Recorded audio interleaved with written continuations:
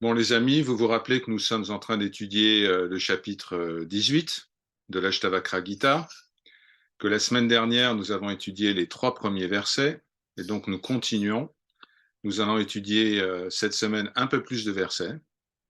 Il y a une centaine de versets dans l'Ashtavakra Gita, donc comme indiqué la semaine dernière, l'étude du chapitre 18 va nous occuper une bonne partie de l'année. Vous allez le voir, les 5 versets que nous allons étudier vont permettre à Ashtavakra, notre sage, de véritablement enfoncer le clou Advaita à chaque mot, entre chaque mot. Il va nous répéter constamment, ce monde est irréel, il n'y a que le soi et tu es cela. Vous connaissez déjà la chanson, ce serviteur vous la chante sur tous les tons depuis quelques années déjà. Mais on aime ça, donc on va en écouter un peu plus. On va commencer par le verset 4. Et alors, ce verset 4 nous dit « Cet univers n'est qu'une création mentale. En réalité, il n'est rien. L'irréel n'existe pas pour ceux dont l'esprit est dans le soi et qui savent séparer le réel de l'irréel. » Alors, comment savons-nous que l'univers n'est pas absolument réel? Qu'est-ce qui permet à l'Advaita, à la tradition philosophique de l'Advaita Vedanta, d'affirmer une chose aussi contre-intuitive, aussi radicale? Pour plusieurs raisons que je vais partager avec vous. La première raison que je vais évoquer ici est le changement. Dès que ça change, ça veut dire que quelque chose qui n'était pas se met à être. Or, ce qui n'est pas ne peut pas engendrer ce qui est. Une mère imaginaire ne peut pas engendrer un enfant réel. C'est impossible. Et ce qui est ne peut pas devenir ce qui n'est pas, car ce qui n'est pas n'est pas. On reprend un autre exemple. Donc, une mère réelle ne peut pas engendrer un enfant imaginaire, tout simplement parce que cet enfant imaginaire n'existe pas. Cette logique n'est pas l'apanage de l'Advaita Vedanta. Elle a été déjà présentée par ce qu'on appelle les philosophes présocratiques. Donc la philosophie grecque avant Socrate, 3000 ans avant. Ça, c'est le premier point. Dès que ça change, c'est irréel, pour les raisons qui viennent d'être exposées ici. Deuxième raison pour laquelle l'Advaita dit que l'univers est irréel, c'est qu'il dépend d'un observateur. Il est absolument impossible de prouver l'existence d'un objet sans qu'il soit observé. S'il n'est pas observé, personne ne peut démontrer l'existence de cet objet. Même si vous n'êtes pas là, que vous installez une caméra de vidéosurveillance dans votre maison et que vous voyez un voleur qui est en train de s'amuser dans votre salon, eh bien, la caméra n'observe pas en elle-même.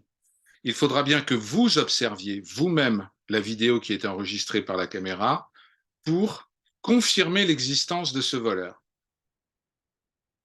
Donc, premier point, tout ce qui change est irréel. Et deuxième point, tout ce qui dépend d'un observateur extérieur est irréel parce que ça n'a pas sa propre raison d'être. Ça n'existe pas en soi, ça n'existe qu'au travers du regard de l'observateur. On va aller un peu plus loin. L'observateur, lui, n'a pas besoin du monde pour être. Il n'a pas besoin du monde. Il peut même observer l'absence du monde. C'est ce qui se passe en sommeil profond, où il y a observation de l'absence du monde, de l'absence de phénomènes, de l'absence du temps, des autres. Tout cela est observé. Bonne nouvelle, cela veut dire que l'observateur est libre de tous les phénomènes. Il est libre du temps, il est libre de l'espace, il est libre de la naissance, il est libre de la mort. Rien ne limite l'observateur. Dans ce verset, il nous est dit, l'irréel n'existe pas pour ceux dont l'esprit est dans le soi et qui savent séparer le réel de l'irréel. Savoir séparer le réel de l'irréel est une qualité fondamentale du disciple, Advaitin, de celui qui suit la Jnana Marga, la voie de la connaissance du soi. L'importance fondamentale de faire la différence entre ce qui est réel et ce qui ne l'est pas. En sanskrit, peut-être que certains d'entre vous s'en souviennent, la qualité de discernement, la Jnana Marga, je vais me servir du chat, s'écrit Viveka. Viveka. Voilà. Le discernement.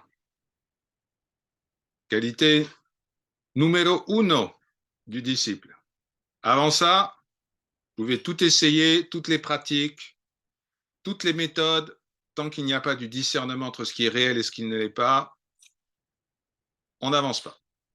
Donc, Viveka est une qualité essentielle du disciple, c'est rappelé dans ce verset 4. Bien, Ashtavakra va continuer à enfoncer le clou. Au verset 5 du chapitre 18, où il nous dit, puisqu'il parle au roi Janaka, mais en réalité il s'adresse à chacun et chacune d'entre nous, la demeure du soi n'est ni éloignée, ni rapprochée, pas plus qu'elle ne peut être atteinte comme quelque chose qui serait limité. Elle est exempte de confusion, dénuée d'effort, invariable, immaculée.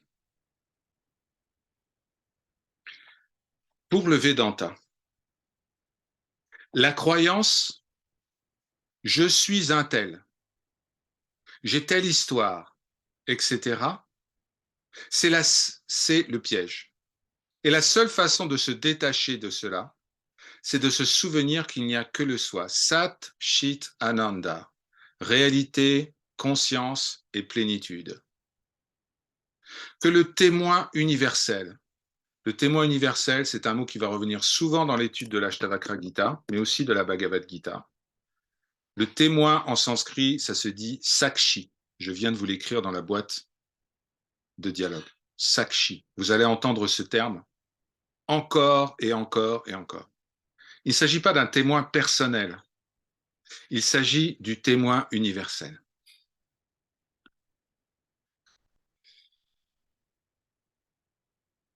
Alors, où se trouve ce fameux témoin? Où est-il? À chaque fois que l'ego se manifeste. C'est-à-dire qu'à chaque fois qu'il y a conscience d'être une personne qui fait des expériences dans ce monde, alors il faut savoir que Sakshi, le témoin, est son substrat. L'ego est une manifestation de Sakshi. L'ego ne peut pas exister sans le témoin, sans Sakshi. L'ego emprunte sa qualité de conscience à Sakshi. Sans Sakshi, l'ego est absolument évanescent. Il n'a aucune consistance, aucune apparence. Il ne se manifeste pas. Sakshi est comme le soleil, l'ego est comme la lune qui reflète les rayons du soleil mais n'a aucune luminosité par elle-même. Lorsqu'on dit « est-ce que je suis loin d'une chose ou proche d'une chose ?» Eh bien, en réalité, seuls les objets peuvent être proches ou éloigné, les objets de conscience.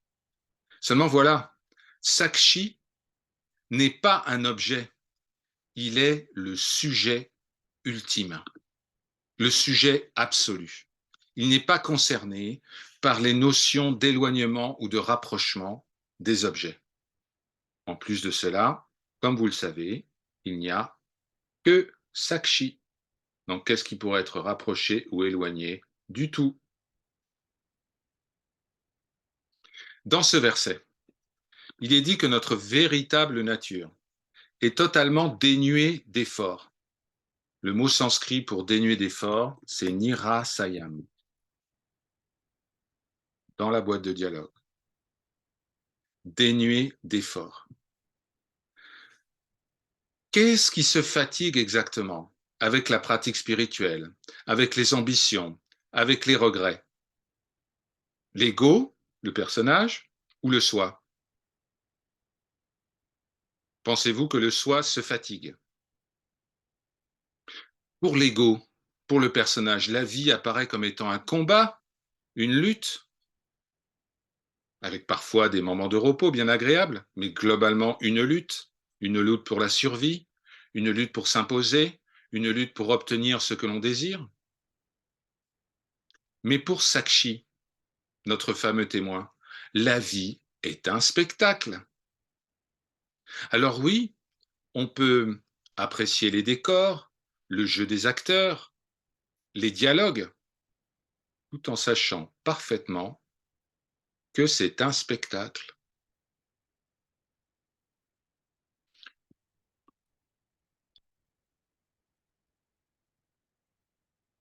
Il y a un autre mot qui est mentionné dans ce verset 5, c'est le mot nirvikara.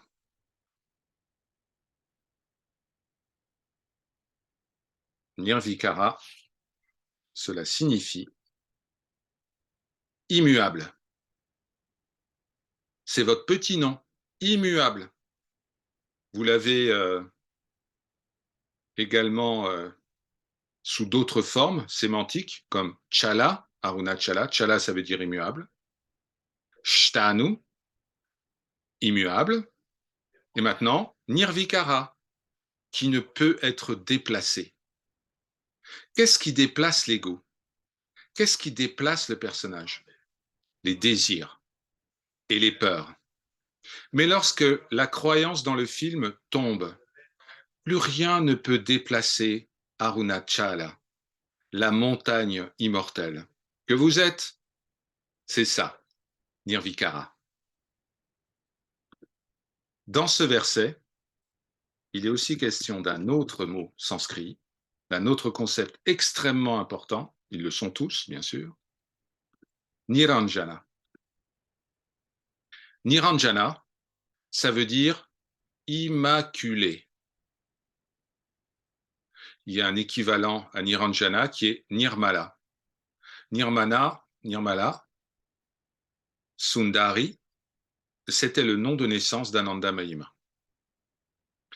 Niranjana, ça veut dire que tout ce que nous appelons les zones d'ombre, tout ce qui est sombre, tout ce qui est ténébreux, à la fois dans notre inconscient, dans ce qui apparaît dans le monde, tout ça, ça appartient effectivement au monde de la manifestation, dont fait partie notre corps et notre mental.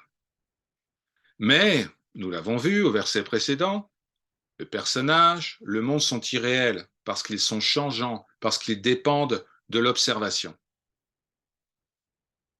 L'ombre, cette fameuse ombre dont nous parle le psychologue Carl Jung, nos peurs inconscientes, nos conditionnements, eh bien, au lieu que ce soit mis de côté, repoussé ou même accepté, c'est juste observé.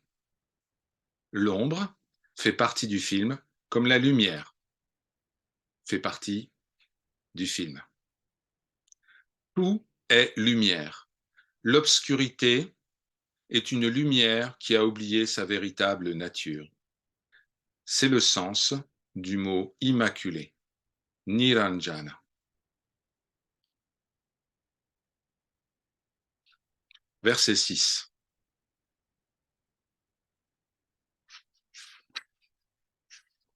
Vous voyez, Ashtavakra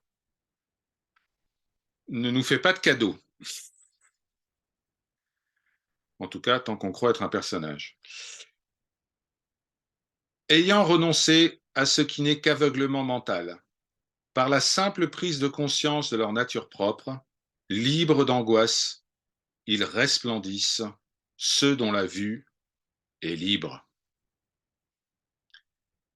Ici, le sage Ashtavakra fait l'éloge de ce qu'on appelle la voie juste. Qu'est-ce que c'est la voie juste? Pas la voie du milieu. La voie du milieu, c'est une notion bouddhiste différente.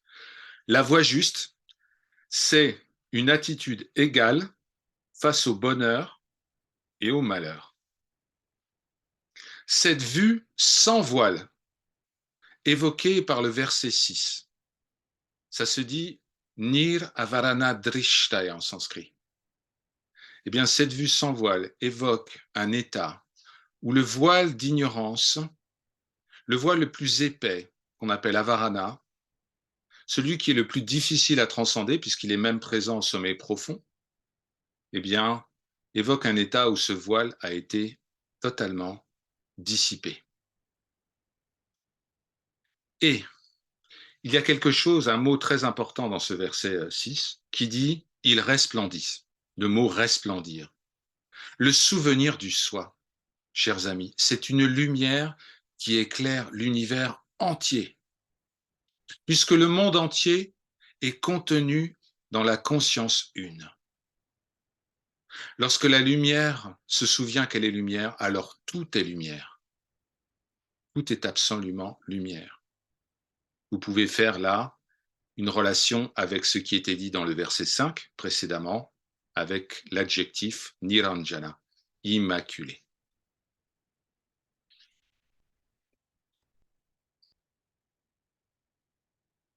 Verset 7.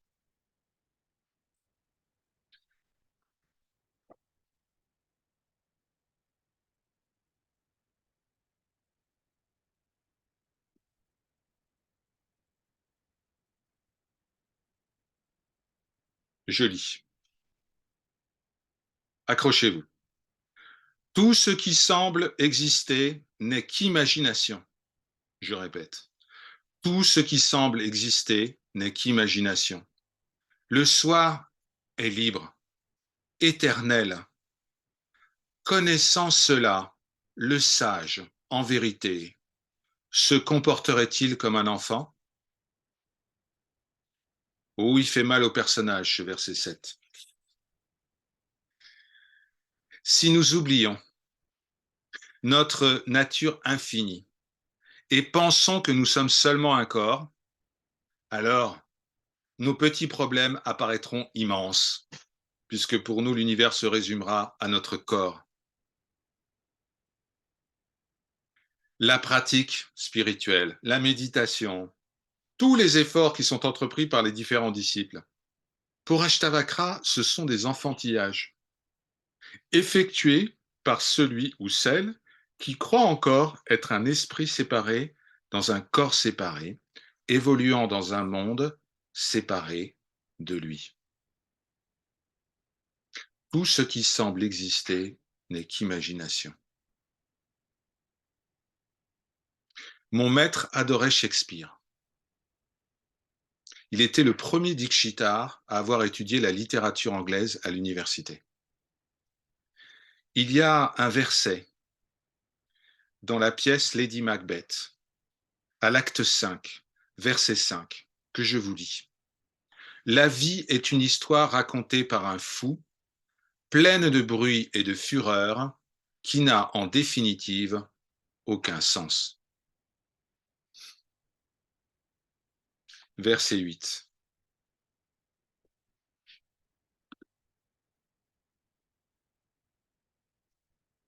Après avoir réalisé que le soi est Brahman et que l'existence comme la non-existence ne sont qu'imaginées, on devient libre de désir. Que peut-on alors apprendre, dire ou faire? Après le verset 7, Le verset 8 vient comme la double lame gilette. Trancher la tête de l'ego avec l'épée du discernement. Apprendre, dire, faire, ce sont des actions attribuées au personnage. Le soi n'a pas besoin d'apprendre, de dire ou de faire. Dès qu'il y a établissement permanent de l'attention en soi, ce qu'on appelle brahmanishta en sanskrit, tout désir d'action tombe, car la croyance en celui qui réalise ses actions, le personnage, eh bien cette croyance a disparu. Alors, certains d'entre vous pourraient dire, mais alors pourquoi on apprend ces textes? Pourquoi on passe du temps à étudier ensemble la Bhagavad Gita, l'Ashtavakra Gita, les Upanishads? Eh bien, chers amis, tant qu'il y a croyance que je suis un personnage qui doit faire ceci ou cela pour obtenir la paix, la joie, l'amour, qui agit selon son destin, alors il y aura action, parole et apprentissage. Cela se manifestera dans le rêve appelé ma vie dans le monde. Le personnage et ses actions sont des illusions. Cela nous a été rappelé au verset 7. Tout ce qui semble exister n'est qu'imagination. Cependant, certaines illusions mettent fin aux rêves. Par exemple, et c'était une métaphore souvent utilisée par Papaji, le tigre vu dans un rêve n'existe pas. Et pourtant, son rugissement éveillera le dormeur. Les paroles de l'enseignant, les commentaires des textes saints sont comme les tigres vus dans un rêve. Une illusion qui met fin au film appelé Les aventures de Georgie, de Martine, de Franck, de Claude et d'Isabelle. Par sa grâce. Om Shanti, Shanti, Shanti.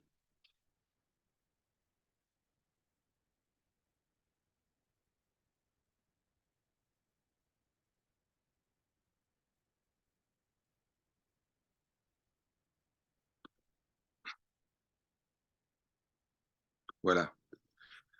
Comme la session de la semaine dernière, le lien, la retransmission, le replay de cette vidéo sera disponible d'ici quelques heures sur YouTube en lien privé. Donc, celles et ceux qui veulent accéder à ce replay pourront m'envoyer simplement un email et je leur ferai parvenir le lien. Ces 5 versets que nous venons de partager ensemble sont essentiels. Essentiels. C'est par ces 5 versets qu'Ashtavakra met fin à l'illusion du personnage qui cherche ce qu'il est déjà. Il nous l'a déjà indiqué de nombreuses fois dans tous les autres chapitres, mais le chapitre 18, qui est le plus grand chapitre de l'Ashtavakra Gita, qui comporte 100 versets, vient déposer définitivement au pied du Seigneur cette idée que je suis un personnage qui peut agir, qui peut décider, qui peut récolter le résultat de ses actions. Tout cela est déposé au pied du Seigneur, plus exactement restitué à son propriétaire.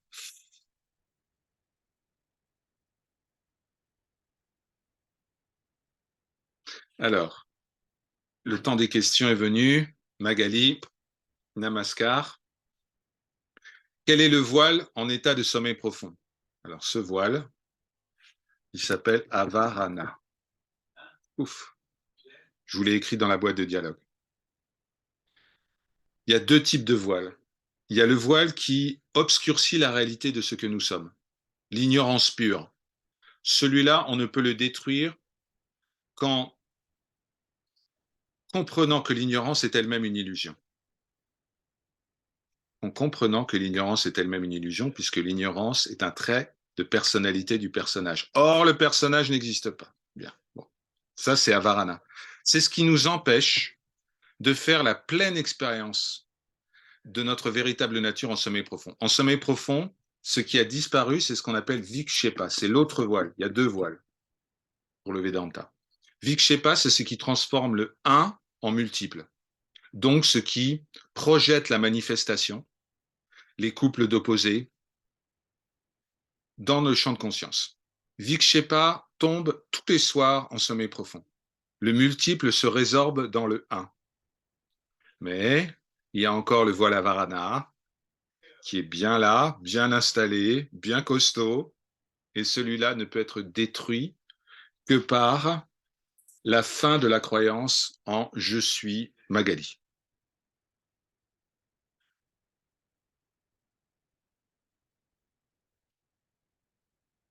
Alors, je regarde.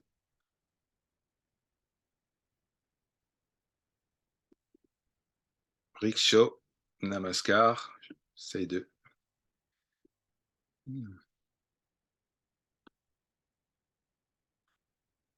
Ah, c'est bon. Le témoin peut être compris aussi comme le spectateur. Du coup, la relation Sakshi-ego encore vivante, car une difficulté à comprendre, car on est devenu témoin-spectateur, l'ego est détruit. Alors, Rickshaw.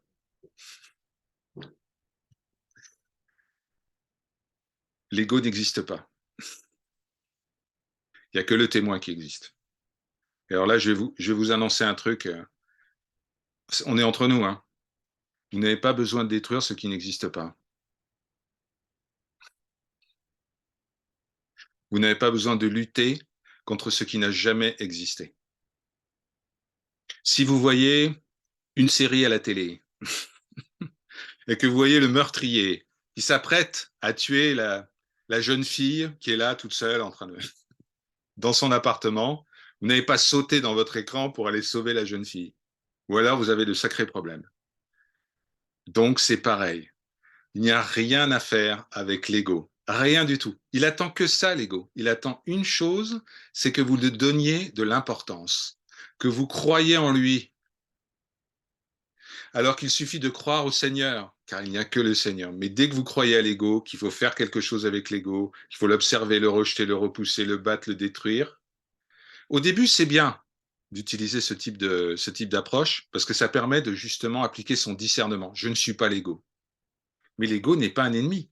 Tout comme votre main et votre pied ne sont pas des ennemis, ils sont à votre service.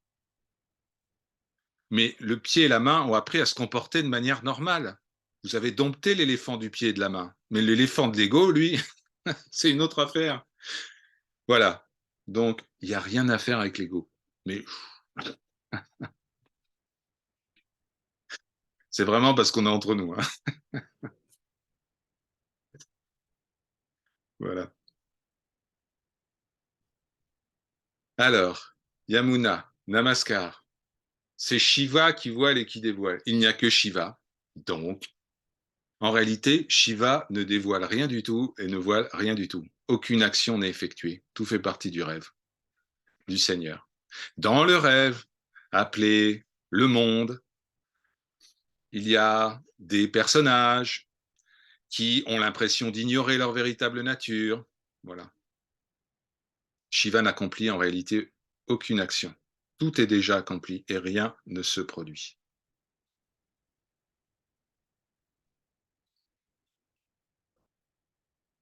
Alors, comment l'ego, une illusion, peut-elle emprunter la conscience au témoin Sakshi qui est seul réel? Bolénath, c'est parce qu'il y a croyance en l'existence de l'ego.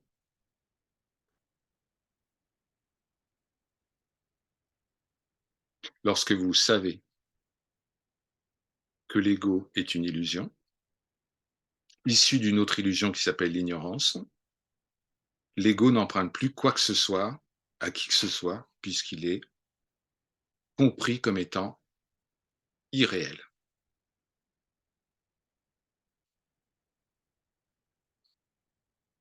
C'est pour cela que, quelles que soient les actions attribuées à l'ego, voilées, dévoilées, détournées, rapprochées, en réalité, les amis, ça n'a aucune importance. Aucune importance, puisque vous êtes déjà cela. Isabelle, Namaskar. Dans la vidéo d'un texte de Ramana diffusé hier, il est dit que l'ego doit être détruit. Plus précisément, ce qui doit être détruit, c'est la croyance dans l'ego. plus précisément. Ramana s'adressait à des cherchants spirituels de tout niveau, de toute maturité. Des gens venaient le voir du monde entier, avec différents niveaux de compréhension. Donc, comme je l'ai précisé un peu avant, au départ, il est important, il peut être utile en tout cas, d'orienter l'attention sur ce que nous ne sommes pas, de dire ça, c'est pas toi. Tu dois te concentrer sur ce que tu es, le soi, etc. Donc, il y a un encouragement à la destruction de l'ego. Mais vient un moment où l'ennemi qui est désigné n'est plus l'ego, mais l'ignorance de notre véritable nature. Parce que l'ego, la croyance dans l'ego, est une conséquence de la croyance en l'ignorance de notre véritable nature. Si vous avez un jour l'opportunité de lire le Guru Vachaka Kovai, je vais vous écrire le mot, c'est-à-dire le livre d'instruction du gourou, qui est un recueil de 1000 pages, qui relate les enseignements de Sri Ramana Maharshi tels que recueillis par son disciple le plus proche, en quelque sorte, si on peut parler comme ça, Sri Muruganar. Donc, le Guru Vachaka Kovai a été traduit par Michael James en anglais. Il est disponible en français. Il y a certaines sections sont disponibles en français. Si vous lisez le Guru Vachaka Kovai, alors tout cela, tout ce qui vient d'être expliqué est véritablement présenté dans le détail. Et notamment, il y a un discours, un dialogue très intéressant entre Sri Muruganar et Ramana Maharshi, où Ramana Maharshi explique à Sri Muruganar est-ce qu'il faut s'exprimer en Vivarta ou en Adjata? On va parler français. Est-ce qu'il faut parler aux disciples qui viennent en laissant une notion de dualité, une petite notion de dualité, vous devez vénérer le Seigneur ou des choses comme ça, ou est-ce qu'il faut partir du point de vue absolu, Adjata, donc il n'y a rien que le Seigneur, rien d'autre n'existe que le Seigneur. Et Ramana Maharshi dit, pour certains, Vivarta sera suffisant pour commencer le voyage. Pour d'autres qui viennent suffisamment mûrs, Adjata, donc la vérité absolue, est parfaite. Donc Ramana, comme tous les sages, s'adaptait en quelque sorte au niveau de compréhension de son interlocuteur pour emmener sur la voie, pour ouvrir l'espace de conscience. Mais de soi-même, le disciple engagé en Advaita Vedanta comprend rapidement, notamment grâce à l'étude de textes comme l'Ashtavakra Gita, que même l'ego est une illusion.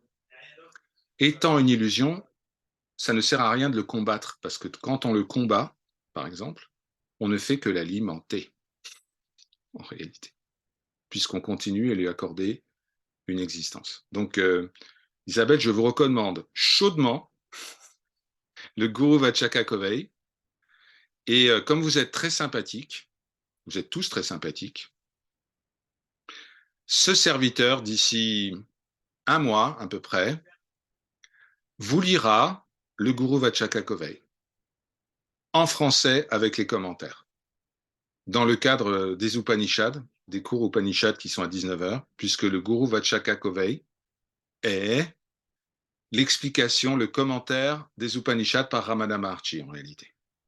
Il y a énormément de passages et d'extraits des Upanishads qui sont repris dans le Guru Vachaka Kovai, donc vous y aurez droit. Je vous ai dit que je ne vous lâcherai pas.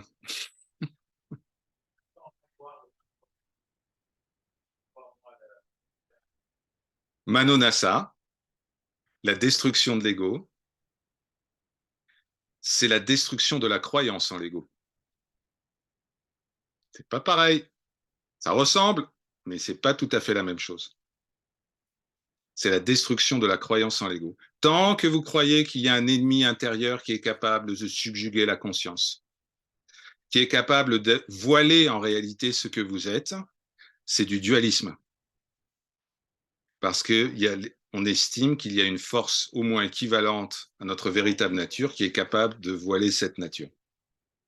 Donc, Mononasa, c'est la destruction de la croyance en l'ego. Cette destruction de la croyance en l'ego passe par la destruction de l'ignorance. Avidya, l'ignorance est l'ennemi. Voilà, je vous ai donné le nom de l'ennemi, Avidya. Vous savez comment il s'appelle? Ne vous trompez pas de cible. Ne perdez pas de temps avec la destruction de l'ego. Concentrez-vous sur la destruction de l'ignorance au sujet de votre véritable nature. Peut-être que vous avez entendu cette fameux extrait d'un échange entre Sri Nisargadatta Maharaj et un élève qui a été rapporté dans une vidéo récente. Et ce disciple dit Sri Nisargadatta, est-ce qu'il y a une porte de sortie? Je veux me débarrasser de tout ça, j'en ai marre. Et Sri Nisargadatta lui dit simplement la porte de sortie fait elle-même partie du rêve. Tout ce que vous avez besoin de savoir, c'est que le rêve est un rêve. Tout ce que vous avez besoin de savoir, c'est que l'ignorance est une illusion. Je vous répète le truc, c'est bon. L'ignorance est une illusion. Avidya, Maya. Brahma Satyam. Seul le soi est réel. Jagat Mithya. Le monde est une illusion. L'ignorance fait partie du monde. C'est donc une illusion. On va vraiment creuser là, on va y aller on va forer en profondeur dans cette notion. Parce que tant que l'ignorance est présente, l'ego va tenter en permanence de vous faire croire que vous êtes lui. En permanence. Tant que ça ne s'est pas détruit, c'est justement cette croyance est détruite. Alors il va y avoir toujours confusion entre le soi et le moi.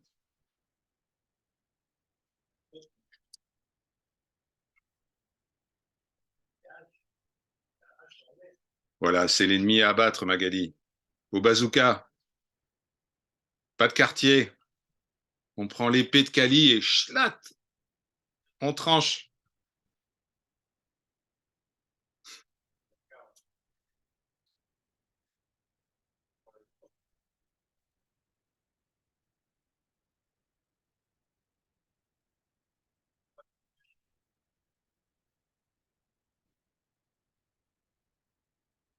Voilà, donc pour ceux et celles qui sont intéressés, voilà, il y aura un peu de Guru Ratchakakovai, qui est une œuvre magnifique. Magnifique. Pour vraiment comprendre ce que Ramana Maharshi a enseigné, pour ne pas prendre des chemins de traverse, des raccourcis, être victime des mauvaises traductions qui ont été longtemps diffusées. Et j'ai eu de longues conversations avec Michael James à ce sujet, qui est le traducteur numéro 1 des œuvres de Ramana Maharshi. Il faut absolument lire le Guru Vachakakovai.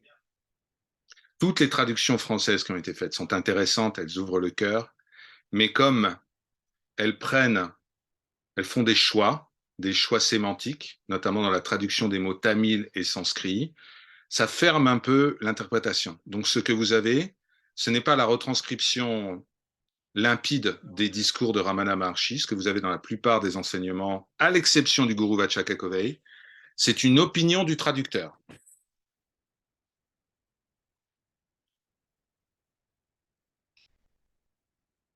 Guru Vachakakovai, vous allez directement vous brancher à la source. Direct. Direct. Et vous allez voir que l'image que vous avez peut-être de Bhagawan Sri Ramana Maharshi va vraiment changer. Dans l'approche, par exemple, il enseignait par le silence. Non, non, il enseignait les Upanishads aussi et la Bhagavad Gita. Dans l'approche, Ramana Maharshi était au-delà de toute forme de dévotion.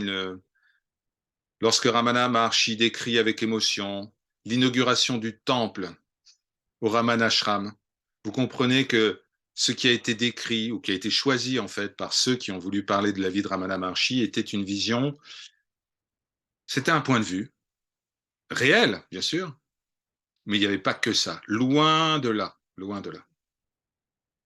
Donc c'est ce qui va être partagé avec vous si vous avez la patience de supporter ce serviteur encore quelques semaines.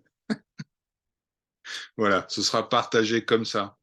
Vous allez, je vous emmène directement à la source du texte, c'est-à-dire de la traduction qui a été faite par Michael James et son gourou, Sadhu Om. Ça lui a pris 12 ans. 12 ans. Il ne l'a pas traduit en une nuit sur Google Translate. D'accord? 12 ans. Revu par tous les autres disciples de Ramana Maharshi. Et reconnu maintenant comme étant l'œuvre de référence pour comprendre le message immortel du sage d'Arunachala. Donc on va faire beaucoup de Guru Vachaka Kove quand on va continuer à étudier le Mandukya Upanishad. On continue dans 10 minutes d'ailleurs. On va en faire beaucoup. Et mon souhait est que vous partagiez la lumière de ces enseignements, l'immense lumière que vous la voyez, la beauté, la pureté. Voilà.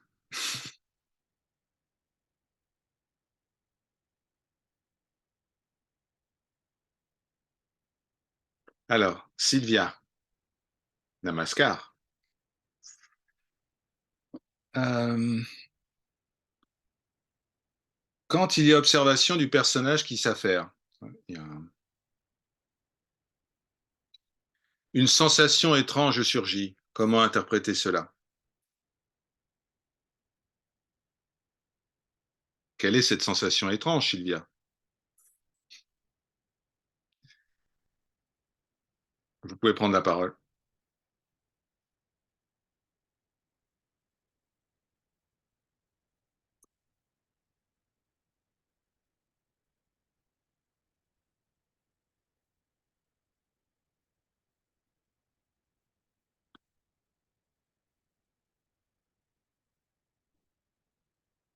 Je ne sais pas si vous êtes encore en ligne. Si vous êtes en ligne. Je vous vois. Vous avez un tanka derrière vous. Alors, difficile à dire. Bon.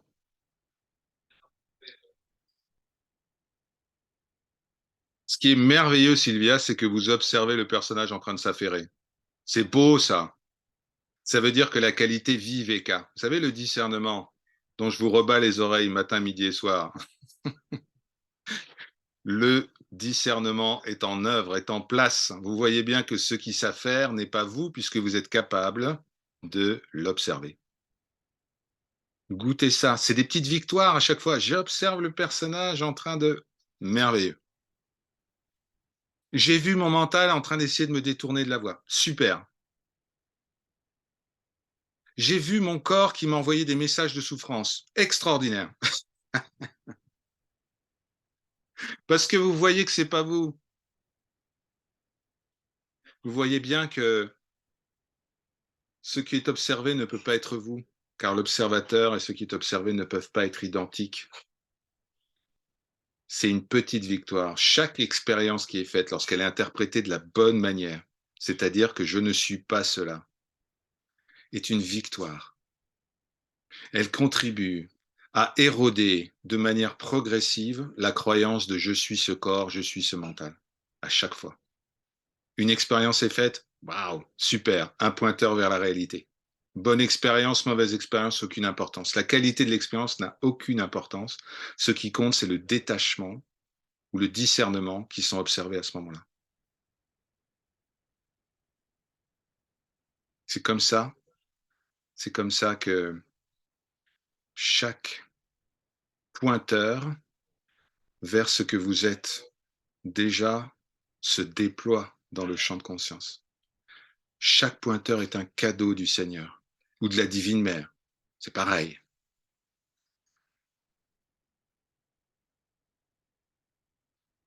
Certains pointeurs sont plus efficaces que d'autres, mais tout est efficace en réalité. Tout est efficace.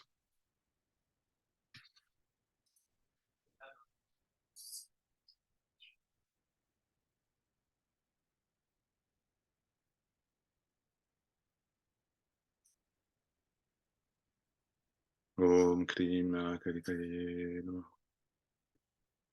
Om Namo Bhagavate Shri Shiva Dakshinamurtiya.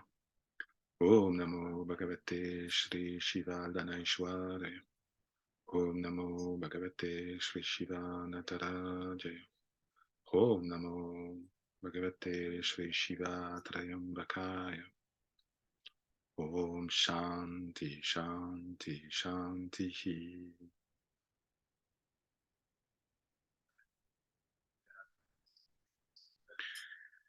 Donc, chers amis, on se retrouve, pour certains d'entre vous, la quasi-totalité, je crois d'ailleurs, dans 10 minutes, et on continue sur notre lancée. Cette fois, avec le Mandukya Upanishad. Et nous allons passer 1 heure sur 4 lettres. Et vous connaissez lesquelles. Par sa grâce. Om Shanti, Shanti, Shanti.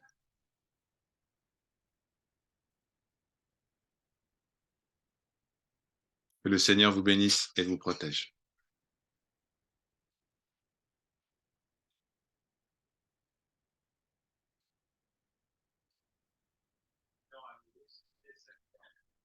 Alors,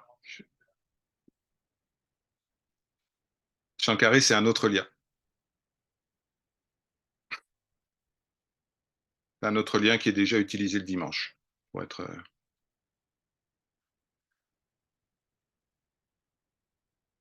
par sa grâce.